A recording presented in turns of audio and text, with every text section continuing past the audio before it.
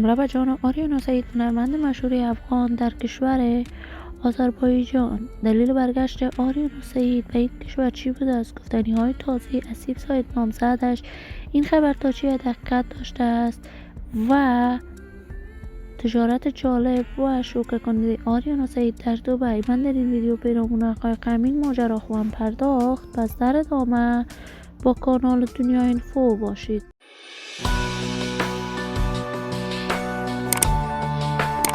سلام سلامتی سار تک تک شما دوستان نهایت ارجمند کانال دنیا اینفو، شما را خوش آمدید میگم و یکی دیگر از ویدیوهای جذاب و دیدنی این کانال.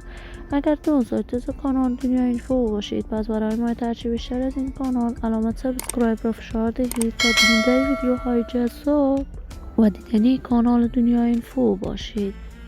آریانا سعید، هنرمند مشهور چهره شناخته شده، ستاره ماندگار در هنر موسیقی افغانستان و لقب ملکه دلها را از طرف دوستداران و طرفدارانش کسب کرد.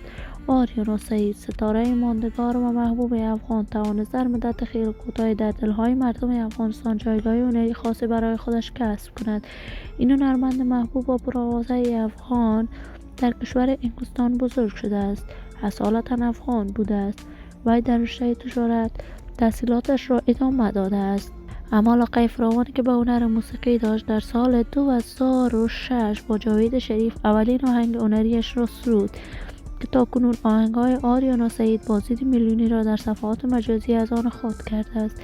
این همه در حالی است که آریانا سعید، هنرمند مشهور و پرآوازه افغان، اما سال در تلاش است تا دفاع از حقوق زنان افغانستان داشته باشد. وی در کشور امریکا نهاد برای دفاع از حقوق زنان ساخته است.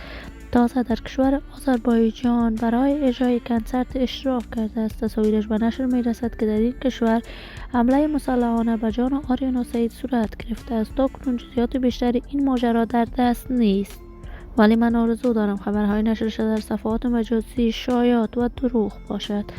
دوستان و همراهان ارجمند کانال دنیا اینفو، نظریات نیکتان را در بخش کامنت با من شریک بسازید. این ویدیو را با دوستان و طرفداران آریانا سعید به اشتراک بگذارید.